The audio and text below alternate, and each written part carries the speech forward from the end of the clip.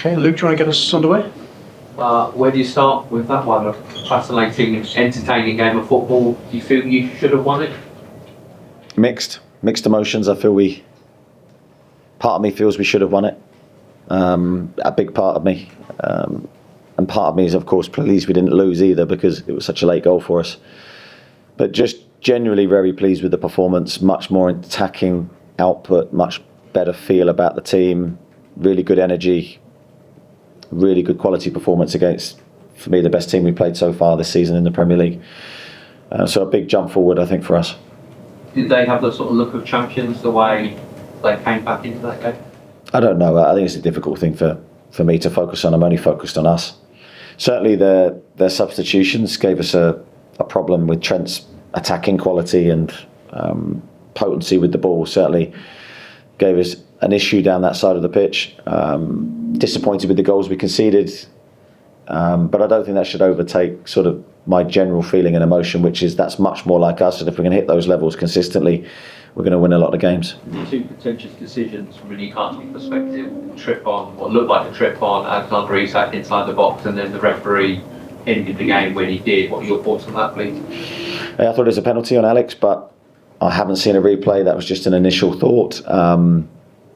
I was surprised by the final whistle because I think we spent around about 2 minutes on a free kick in extra time, so I was expecting 7 minutes to be played. I think it's 5:15 when he's blown, so that was that was a blow because we looked like we're in a good position. Thanks, Luke. Damien and then George. Anyway, obviously Mo Salah was very good today, his finishing. When Alex is in that kind of form, is he as good as anyone around? Yeah, I think it was Alex's best performance of the season for us today. I think he had that. First of all, let's take his goal. It was a goal out of nothing really for us, and I think this season we've missed those. I think last season he scored regularly goals that probably not expected to score. And those moments of magic can swing games your way, and I think that was a massive step towards doing that tonight. But then he was elusive to mark. He was difficult to pick up. He was popping up all over the place, dribbling with the ball. He's a great dribbler, so it's great to see those qualities back in his game. I just thought it was a top performance from him. The most of us got a certain vintage that served as a reminder of the 4 threes back in the day. Did it for you? Well, I was hoping it would be one of those moments, and that was going through my mind late in the game when we equalised. I'm thinking we might get one more chance here, and that's when I thought the counter-attack was that chance, but obviously it wasn't meant to be. Thanks, Damien. Got to George and then Lee Ryder. From the start, it felt like the team were going up for it. Is there any frustration on your behalf that it's gone from the performance that we saw that highlights to this, that consistency is just so elusive?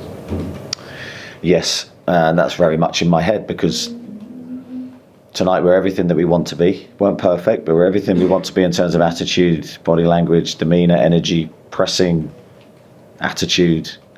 I have to say I don't think Palace was as bad as maybe the perception is of that game, because we were 1-0 up with seconds left, and if we win that game I think there's a totally different view on it. So, but I understand that perception always changes with results. West Ham's last half an hour I thought was the low point for me. But yes, we need to hit the type of standards we did today consistently, and that is the challenge now for the players to deliver. Yeah, I mean, as a manager, I guess you're going to want to know what to expect from your team, and it feels like this season we've kind of not quite been able to get that. Yeah, I think that's a fair assessment, and I have made that clear to the players. But we have to find a solution together, me included, coaching staff. We always move forward together, whatever the outcome. And we're always trying to find solutions because there's always issues and problems you have to solve. So we want to be the best team that we're capable of being. I think we're on our way towards that. I think from the start of the season to now, we've improved steadily. I hope that improvement continues as we go into a key month. Thanks, George. Lee Ryder then, Craig Howe. And there's a 4-1-0 win, not tempt you at all? Given our discussion before the game. Yeah, I mean, it's ended 3-3, but there would be no difference in the preparation for me and the players in terms of what we want to deliver on a regular basis. I wasn't standing there saying, right, we've got to... the lads know we want to create and score goals, and we know we want to play with a fast, dynamic intensity, but sometimes the game, for whatever reason, just doesn't deliver that. And Crystal Palace would probably be one of those games where we didn't get our flow going, but we were winning the game with the last seconds of the game. So, but I was pleased to see that dynamic in our game. We need to create and score, and I thought our attacking players all delivered a really good performance today. But our midfield was really strong against a really dynamic midfield that they possess. I thought we lived with them. It's a big credit to our midfield. And also I thought, bizarrely, although we conceded 3 goals, in the main we defended pretty strongly, especially in the first half. I thought it was a really good defensive performance. Obviously we had issues in the second half that we'll have to reflect on. That Isak strike was 70 miles an hour. You just got to stand back and applaud those effects. Yeah, as I said earlier, it's great to have one of those moments from Alex, because those moments of quality he does possess, and he's done consistently for us. Maybe not so much this season, those clinical goalmouth strikes from distance, but he's more than capable of doing that, and that's why he can make the difference for us. Excellent. Craig? You touched on it there briefly, but the midfield three, 5 games ago you went away from that three as a combination. You've gone back to it today. Why did you go back to it, and was that evidence that they can play together, given all of the debate around them as a trio? You love the midfield 3 debate, don't you? And I understand it, because it's an interesting thing, because you've got 3 outstanding players. For me, with our midfield, we've got 6 outstanding midfield players to pick from, and getting the balance right of those 6 is very difficult, because they all have different skills. I've gone back to it because I think it can work, the 3 of them together. I think we've obviously changed the dynamic of how it lines up, and there's strengths and weaknesses to that. We're seeing Bruno in a different position. I thought he played well today. Sandro, I think, has been excellent the last 2 games as a 6. Real competition for places, but 3 outstanding players that we need to get the best out of. Okay, we'll go a few to finish up. We'll go to Dominic, Jordan, and then front row. Within 2 minutes tonight, you had 2 shots on goal. The intensity was there. Did we see a team with a point to prove, maybe to the fans, to themselves tonight?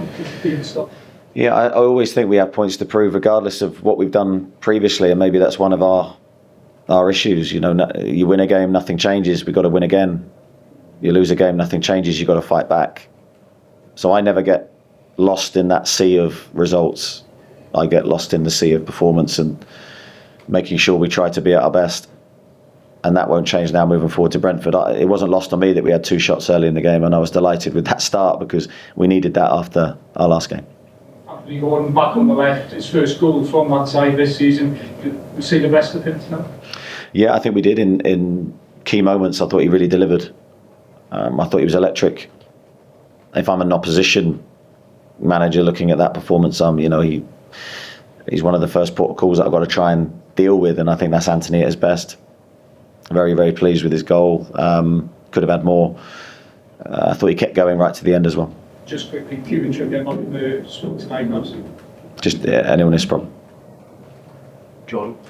Just on the referee as well, in the first half, Anthony Gordon went for a goal, had the shot saved, and then went to ground under a challenge by Virgil van Dijk. Looked like he took a shoulder to the face. Were you surprised VAR didn't look at that? Well, I think VAR did look at it and concluded nothing happened, so I have to accept that. Were you surprised by that? I was, yeah, initially, yeah. Front row? Eddie, you mentioned that wonderful control you had in the first half, and then it became a bit more end-to-end in the second. Could you just explain, if you wanted it to become a bit more open, or what was happening in the second half? Absolutely didn't want it to be end-to-end. When you're winning the game, you want control. We had that control in the first half, but I think you have to understand Liverpool's dynamic. There's two teams here, and I think their substitutes did well for them. I think Trent's an obvious attacking threat with his crossing and his passing. It's probably more his passing than his crossing, and although he's created one of the goals, I think, where he's breaking our lines with his outstanding range that he possesses, and we didn't deal with that individual threat well enough, although we had prepared for it, but stopping it is another thing. Thank you, everyone. Cheers. Thank you. Cheers.